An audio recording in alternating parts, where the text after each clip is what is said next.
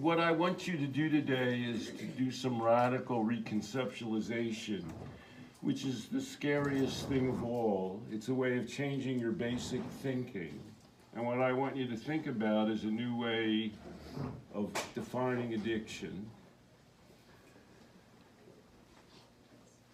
What if addiction wasn't a function of drug use? What if it wasn't that drugs caused addiction per se, but addiction resulted from some other kind of interaction that human beings have? If you could think about addiction in that way, how would that change how you thought about your work? How would that change addiction treatment, practice, and policy in the United States? And that's the task that we're going to face today. And although that's a wild and radical concept, what I'm going to tell you is it's inevitable. Not only is it inevitable, but it's necessary, and the data proving that it's necessary already not only exists, but you all know it. And in fact, that radical redefinition is now being undertaken by the institutional forces in the world and in the United States that most defend the existing model of addiction that's going to be replaced. I'm going to show all of that to you here today. Before I do that, I'm going to ask you some questions. If a former heroin addict uses heroin again, can he still be in recovery? How many times did he use? Raise your hand if you think that, yes. Raise your hand. Raise your hand if you think no. Don't be afraid. You can say whatever you want. Can a formerly alcohol-dependent person use alcohol subsequently without problems? Yes. Raise your hand if you think yes. Raise your hand if you think no. What does sober mean? As in sobriety. Does sober mean abstinence? Raise your hand if you think that's what sober means.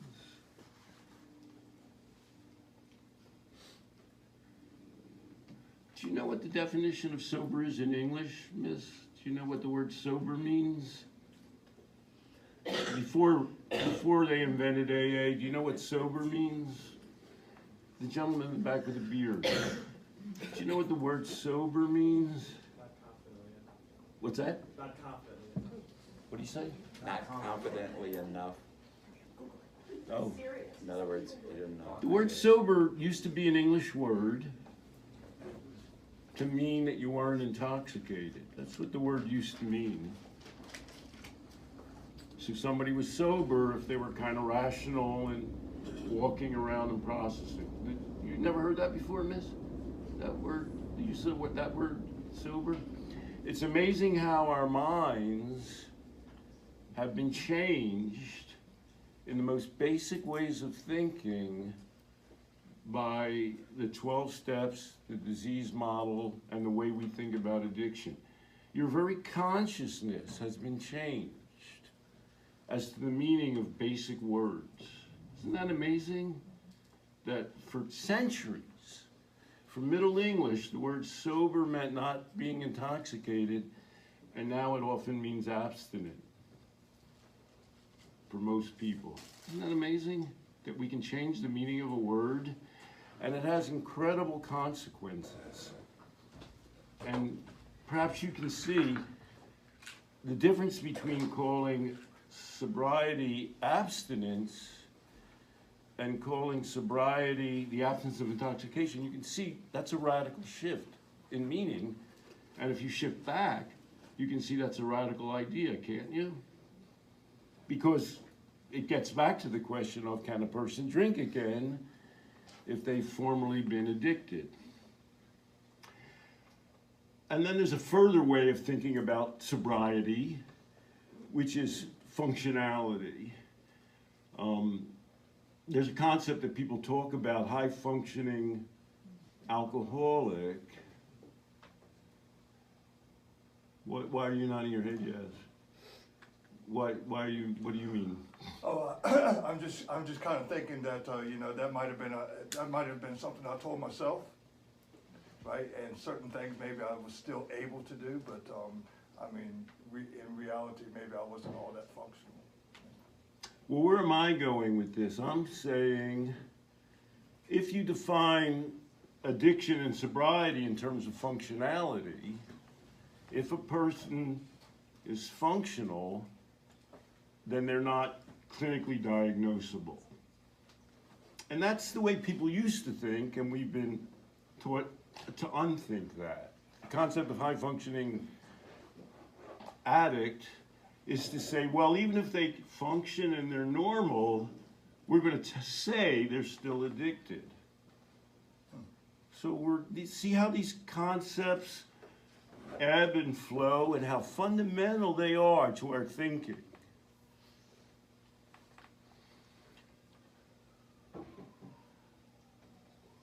How are wet houses where street alcoholics live and are allowed to drink, and heroin maintenance sites where heroin is provided to users related to sobriety? These are places where people who are defined as being dependent on a substance, alcohol or heroin, are put in an environment that enables them to function. So how is that concept related to sobriety? How's that goal related to sobriety? If you're giving a person the drug that they're addicted to, can they in some sense be called sober? If you're looking at functionality, that's the strangest thing you've heard? Go on. No, I don't think it's strange, but. What's wrong with that? Well, because you're continuing to give a drug that, well, maybe they're not getting intoxicated. That's what. Well, they are, well. Maintenance, you know, medication, If- methadone and things like that, they actually work Yeah. to help people function better. Yeah. So I'm not totally against this. We're going to have a radical way of thinking about addiction. You're going to have to, you can go home and think however you want. You can think however you want while you're here. I mean, what am I going to do? Mess around with your brain chromosomes? But I want you to try on a new way of thinking. Do you think you can do that? Yeah. And now, in the area of harm reduction, MAT means medication-assisted treatment, which is a substitution of a safer or a prescribed opiate for somebody who's addicted to heroin. And I'm going to throw in the question of, is that a solution for addiction? Is it a variation on addiction? Is it a necessity? Is that the only way people can overcome street addiction? Is it a transition for addicted people? Yes. All right, I like the way we're going here.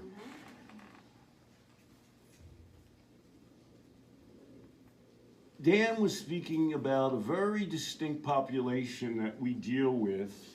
I am only visiting, but I'll say we deal with in this place. This is a place where people who come with a lot of negatives are treated. They have a lot of negatives, often, as Dan described, in terms of psychology, their psychological and psychiatric state, in terms of their family situation, in terms of their economic situation.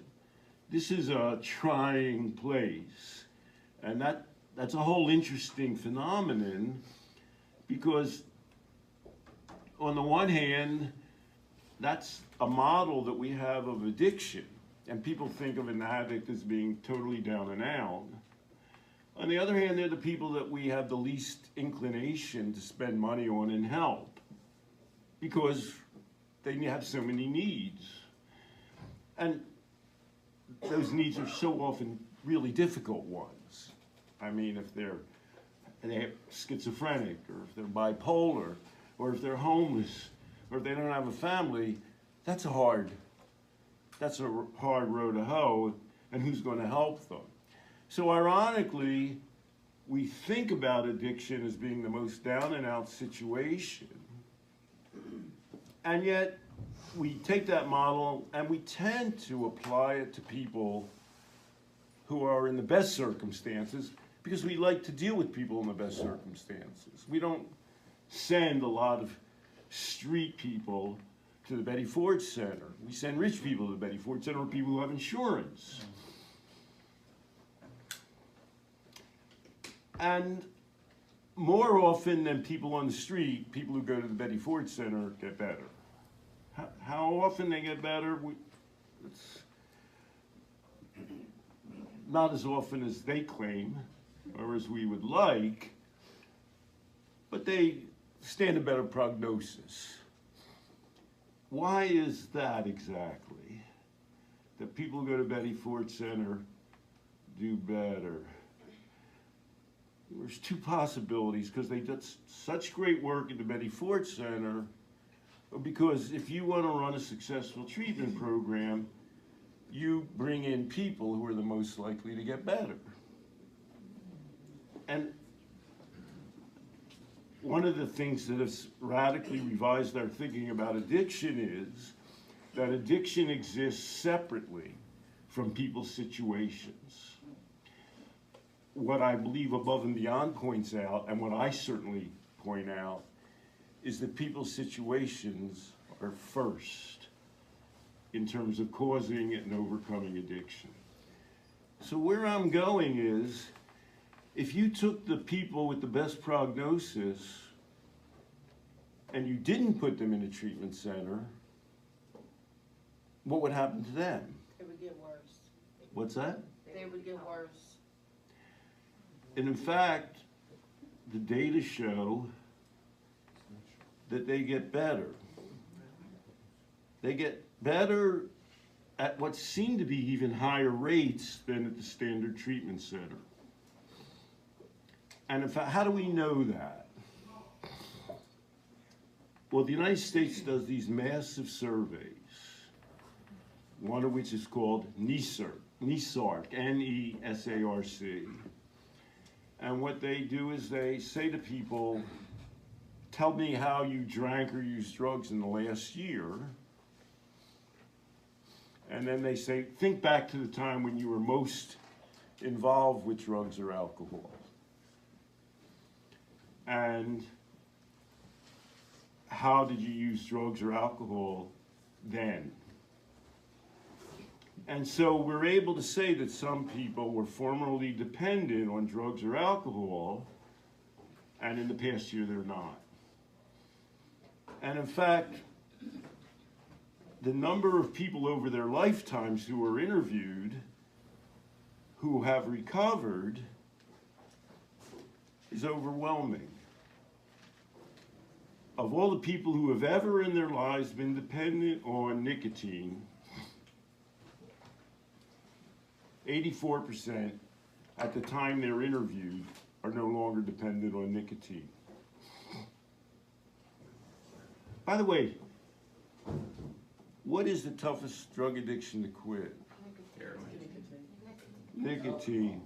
Of all the people in this room, how many have been previously addicted to nicotine and are currently not addicted to nicotine? Raise your hands, please. So a fair number of people. Of all of you people, how many of you owe your recovery from nicotine to either joining a group or to a medical therapy like a nicotine patch or something? Raise your hand. Look around now. Look around, everybody. So what have we just learned from looking at you? What have we just learned, Miss, from looking at this group of people? Lady in the green sweater. That they were That's not what we just learned. That's not the essential thing we just learned. What did we just learn? For me, it was a quality decision to have a better life. We learned that in this room of people who are interested and familiar with addiction, what did we learn? We learned we did it on our own. We didn't That a need help. majority of people who've been addicted to nicotine quit it, and they did it without any kind of formal treatment. Because as this, I don't know, because their lives pushed them in that direction. Is that a stunning realization? The lady there in the back, is that unbelievable? A group of people who know a fair amount about addiction. I might say some of you have comparatively shopped addictions. And you say nicotine is the hardest addiction to quit. Quite a large majority of people who've been addicted to nicotine in this room have quit, and only a handful of them required or relied on a therapy to overcome their addiction. Do you see how everything you've learned about addiction has told you that's impossible? And why'd you quit smoking? I made a quality decision to stop. And Was there something in particular that hit you in the head that made you quit? I didn't want to be ruled by something that didn't have a voice. Just You were raising your, what about you nodding your head there? You. I chewed tobacco for about 20 years, and I was at a point where I was chewing on about 2 cans of tobacco a day, and it was about $7 a pop, and I couldn't afford it. That's ultimately why. So there's money. I was having heart problems.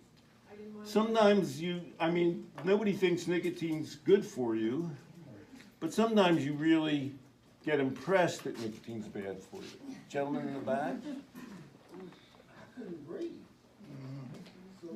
Sometimes something catches your attention. Of course, you might say, well, I quit smoking because I couldn't breathe. And then you go, well, that's no trick. But then if you could quit smoking when you couldn't breathe, you could quit smoking anytime. You just didn't get around to it. And nicotine is the hardest drug to quit. These data show you that. 84% quit by the time, they die. I'm not joking about that, don't laugh. These are people who are alive, who were interviewed. And you say, do you smoke now? And they don't smoke now. Now, some of them waited a long time. And in fact, we know how 50% of the people who've ever been dependent on nicotine quit after 26 years. If you can visualize this, they're going to take all the people who've been addicted to nicotine, and then they're going to say, well, at what point did 50% of them quit? 26 years. 91% of the people who've ever been dependent on alcohol in their lives are no longer dependent on alcohol when they're interviewed at NESARC.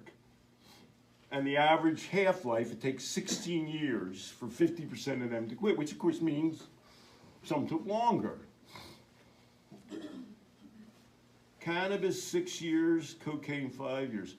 Why are cocaine and cannabis half-lives? Why do people quit them more rapidly? And more of them quit. Why is that? Forget everything you know about addiction and think about life. Like, what's that? They grow up. What? They grow up. Well, they grow up. Okay, we're jumping ahead. Legal issues. Right. It's a little tough to be a drug addict. Some people manage, but there's a ton of pressures on you. If you're just sitting around thinking, I'm smoking marijuana or taking cocaine, there's an awful lot of things weighing against that.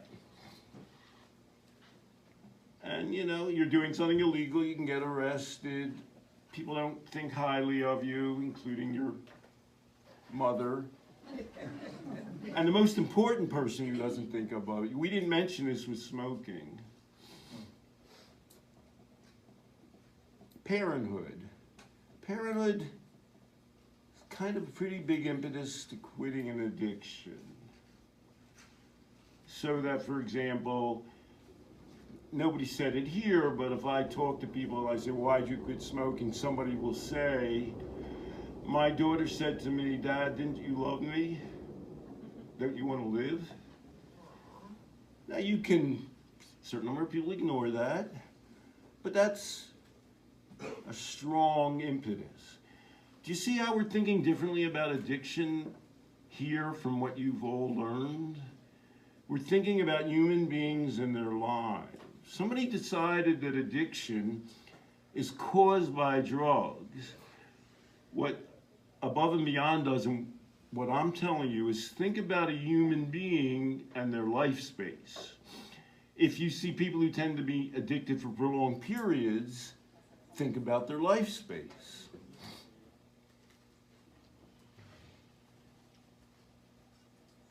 Did I ever tell you about my Uncle Ozzy quitting smoking?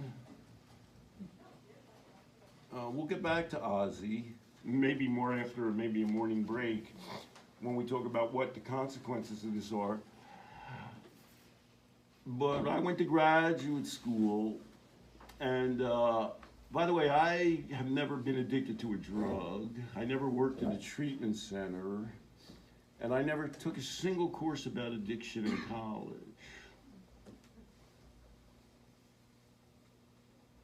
However, all I've ever thought about is addiction. For some bizarre reason, you can get into that, but when I came home from graduate school, my grandfather had died, and I saw my Uncle Ozzy. He was married to my mother's sister, Libby. And I said, Ozzy, didn't you used to smoke? Because he wasn't smoking. And Ozzy said, oh yeah, I had a filthy, filthy tobacco habit. He smoked for 24 years, he was 42, from the time I was 18, 4 packs a day of unfiltered cigarettes.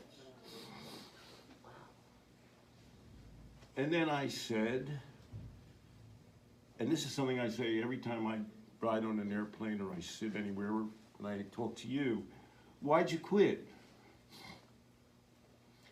And my Uncle Ozzy said, his story is, he never once thought about quitting.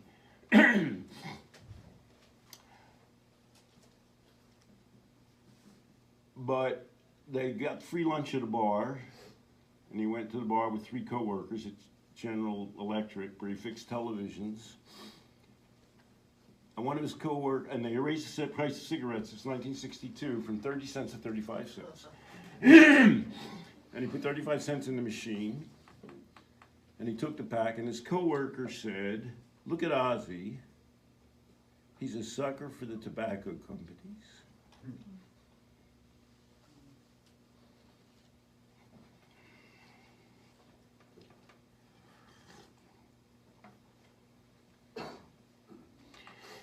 And Ozzy said, you're right, I'm going to quit. And the woman said, oh, can I have that pack of cigarettes? And Ozzy said, you mean and waste 35 cents of mine? And he smoked all of those cigarettes, and he never smoked another cigarette. So I'm going to ask you now, why did my uncle quit? But I'm going to give you a little more information about my Uncle Ozzy later. Why did my Uncle Ozzy, 24 years, 4 packs a day of the hardest addiction to quit, a woman says, I have to count those words, 10 words, and he quit. Why did Uncle Ozzy quit smoking that day? Self-esteem. What's that? Self-esteem. How so? Tell me slightly more. Somebody told him, you're a sucker for the tobacco company. Good. It's good. Somebody usually shouts out, I'm going to accelerate the price. Somebody usually shouts out, Uncle Ozzy is cheap. Okay. What's that? I mean, it's a lot cheaper then, right? So, I mean, perhaps that may, I'm sure there has to be a plethora of reasons why. If it was just the money matter, he could have come up with the other nickel. We're going to talk a little bit more about my uncle's headset. What are you gonna say? He changed his way of thinking, he started thinking about it. What do you say? He changed his way of thinking. He changed So, it. Go on. Man in the back. He saw himself through somebody else's eye. Well, that's a good answer. But in a way, he saw himself through his own values, and we're going to get back to that. I told you, you can't decide what a person's going to do until you know about their life. So I'm going to tell you a little bit more about Ozzy. We didn't mention heroin with Nisark. Not enough people in America take heroin to get in these big surveys. Even if you interview 43,000 people, you're only getting a small percentage of people. But what we know about Vietnam, in Vietnam, guys got addicted, and they studied them intensively. Lee Robbins studied them. And when they got home, they thought Richard Wilbur was the Assistant Secretary of Defense for Environment. He was a physician. This is 1976. We should have learned then. He said, everything I learned about heroin and narcotic addiction in medical school was proved wrong by what happened in Vietnam. I was taught that a person can never overcome being addicted to a narcotic. But in fact, 93% of those men quit when they got home. Now, if I were to ask you, if you just talk human sense, forget everything you know about addiction, why does that make sense? Well, the horrors that many of them experienced over there, they weren't experiencing when they came over here. So. What else? Lady in the orange shirt there, you. What else was it like in Vietnam that it wasn't true at home in the United States? Well, That would make people less likely to be addicted to narcotics. they didn't have to be afraid of losing their life. Fear is a big thing. What else is true with Vietnam and that wasn't true when they got home? Yellow journalism, perhaps? What's that? Yellow journalism. What'd you say? Yellow journalism, right? What else was true of them in Vietnam? They didn't have their family around. What's that? They didn't have their family. Isn't that so simple? Who did they hang around with in Vietnam? They hung around with a lot of other young guys. Nothing wrong with young guys. I don't want to encourage any kind of prejudice here. But young guys are more likely to take heroin than your mom. Or, you know what I mean? That's just how things go in life. So if you are hanging around your mom and your sister, you're probably going to do less heroin than hanging around a bunch of 20-year-olds. Men. And in addition, when you're in Vietnam, well, people were motivated, some, but they got dismotivated. But when you're home, and this is what Above and Beyond is about, most became engaged in some positive life enterprise. I mean, they went to school, or they got a job, or they took care of their grandma, whatever people do. They got their gears enmeshed. So that's everything I'm saying. If you forgot, Richard Wilbur went to medical school to learn things that were wrong, and if you just think about human beings and their lives, you're going to understand what's right. Can I throw this in also, by the way, is that study showed that individuals who came back who still were addicted before they went to Vietnam. So they went back to the lifestyle they were before. And then regrettably, because this is something about our culture, is that many of the men who struggled with it went back to certain kinds of neighborhoods again, and they tended to be men of color that basically struggled in that demographic. You were more So likely. you went from Vietnam back to another Vietnam in an inner city neighborhood. 7% remained addicted. Right. So I mean, obviously, that's a lot of people, and we're concerned about those people. And Lee Robbins, I wrote Lee concluded. I should have written Robbins concluded, but she did a paper. about Vietnam veterans' rapid recovery from heroin addiction, a fluke or normal expectation. We all knew about the Vietnam guys because it happened so quickly. They went from a radical transformation in Vietnam to home. But her review of the literature showed that, in fact, what they underwent in an encapsulated time period was, in fact, typical of people who were ever addicted to heroin. People used to use the word addicted. The term Neisart uses is dependent. And they don't use dependent anymore. Remember I told you, I wrote a book in 1975 called Love and Addiction. And people, aside from Terry, and my mom was still alive, thought I was crazy. But we're going to see now they don't use the term addiction anymore, except, well, we'll talk about how they use the term addiction now. Neisart, that study of 43,000 people about their lifetime use of drugs and alcohol, remember 84% recovered from alcohol dependence over the course of their lives. Average recovery, 50% quit by 16 years. It's a ton of time to be addicted to alcohol. They didn't pick it up, and 50% didn't quit by 16 years. But 84% quit. Of the 84% who quit, only 12% actually received alcohol treatment or went to AA. Now, of course, that shouldn't surprise you, because just in this room here, people, some percentage, a high percentage of people quit nicotine addiction, and hardly any of them, a handful, use the medical therapy. They quit on their own might be a funny way to put it.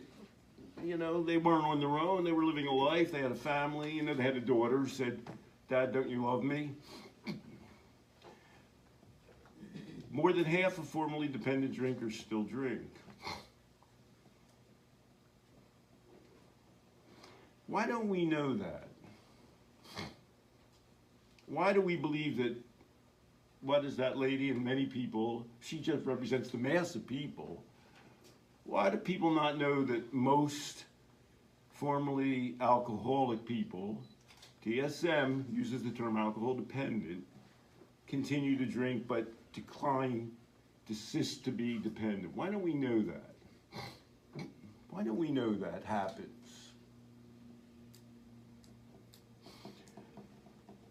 Well, okay, lady there. It would be hard to sustain the drug war if we accepted that that's more harmful. Well, we're going to get to that, the consequences. But let's, well, you. The models are based on the Worst case scenarios. And worst case scenarios are okay. God bless them, we need to care about them. But then let's talk about Drew Barrymore. I don't know how long you've been hanging around looking at addiction, but in 1988, Drew Barrymore was on the cover of People magazine as America's youngest addict. She was 14. She was taking cocaine and drinking, and she entered rehab when she's 15 and she attempted suicide. She wrote Little Girl Lost when she was 16. Now, she was from a famous family. Her grandfather's a famous alcoholic, John Barrymore, a big actor. Her father was a heroin addict. He wasn't famous, he was just a heroin addict. In her 30s, she started a winery. And she confessed, they interviewed her, "I'm not sober, but I'm in balance." Now, I know you don't have to be a big Drew Barrymore fan to know she sort of became famous and powerful. You know, she became an actress. Well, she was an actress when she was a kid, but she became successful. She formed her own production company. She became a power player. She's on TV now, the whatever diet. She's had a lot of success. Why didn't Drew Barrymore write? She wrote a book, Little Girl Lost, when she was 16, with help.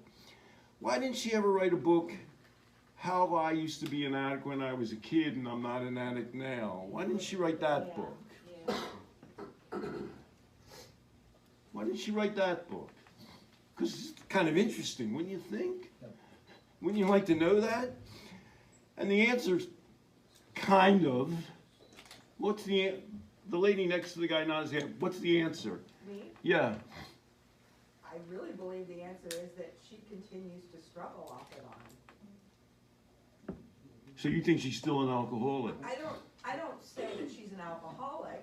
What I say is that she continues to struggle with her balance off and on. And why is she not an alcoholic though? Or an addict?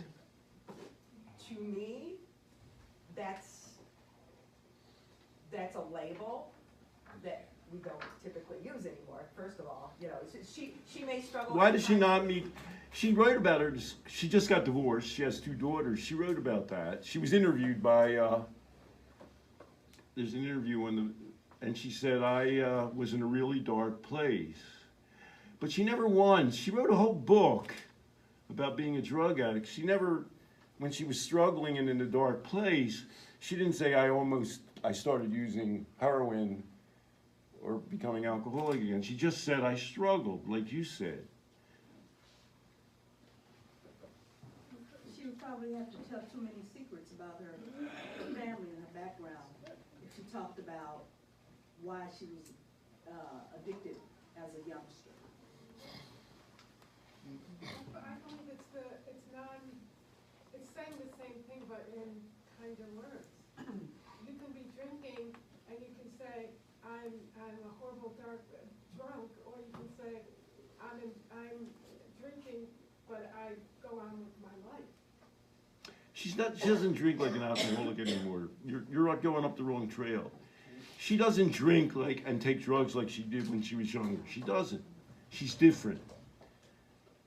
Her life is different, and to not realize that is to not recognize what life has in store for her and for people potentially. What I'm trying to tell you, which is okay. Her life has changed in remarkable ways. She's realized what her skills are. She's had a tremendous amount of success.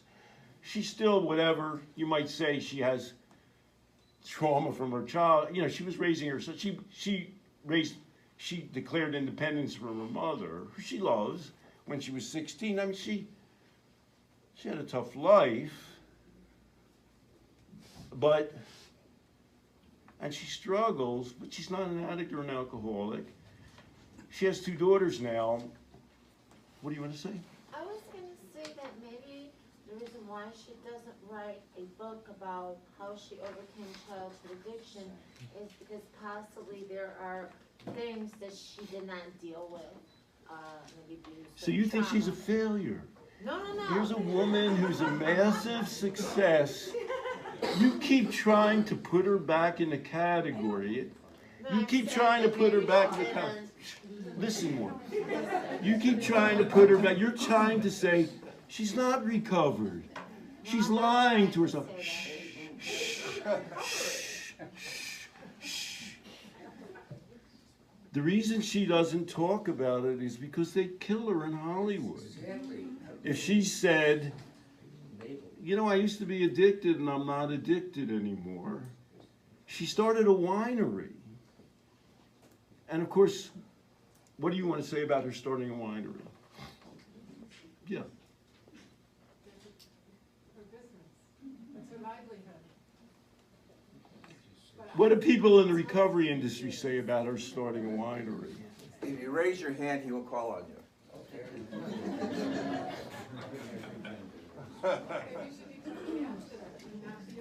They would say, and they do say, well, she's in denial. The more she talks about it, the more people deny her reality. She's one of the biggest power players in Hollywood. She's a star of her own television show. She controls the production. She was living on her own off the street when she was 16. We call that in psychology substantial improvement. And if your job is to improve people's lives, she's a model of it. And many people can't understand that because of the categories of thinking that you're imbued with. And that makes it impossible for us to learn the lesson from her and from Vietnam, which is sort of a simple lesson. If you galvanize your skills enough and get some help and have enough positive experiences, and she has 2 daughters, and form your own family, you're going to improve and cease to be addicted. And I'm jumping ahead here in case I have a heart attack while I'm here. And I don't get around to it. I wrote Love and Addiction when I was in my 20s. I know what you're all thinking.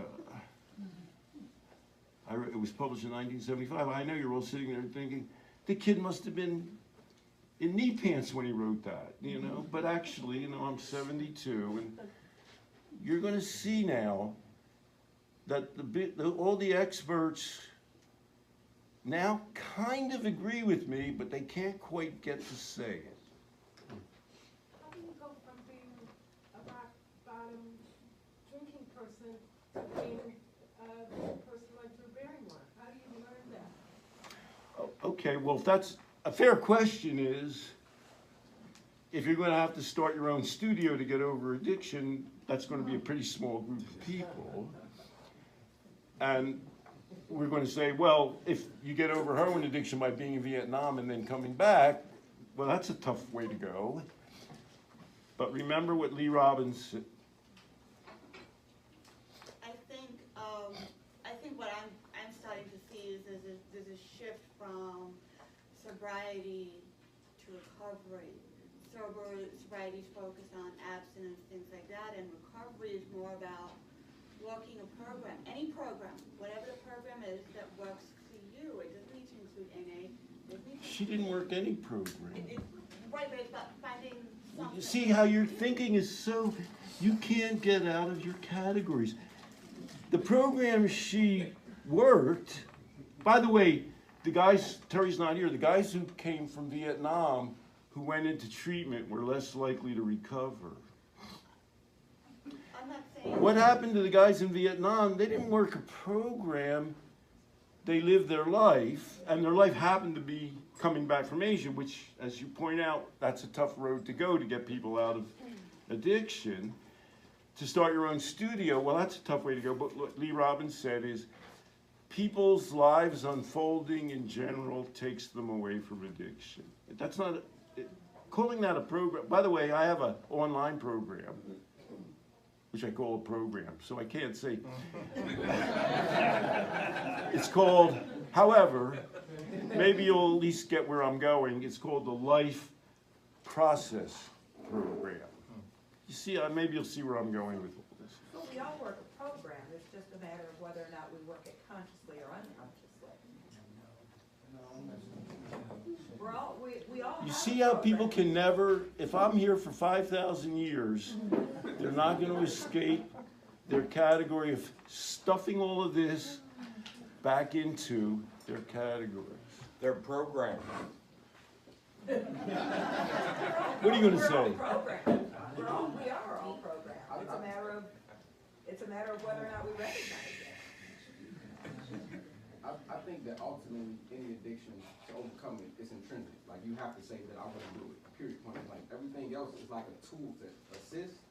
But ultimately, you said it earlier, when your values begin to change, I guess for the positive, when you incorporate positive values towards your lifestyle, you begin to see the addiction a little bit different, or the dependency a little bit different, and therefore you kind of adjust the way you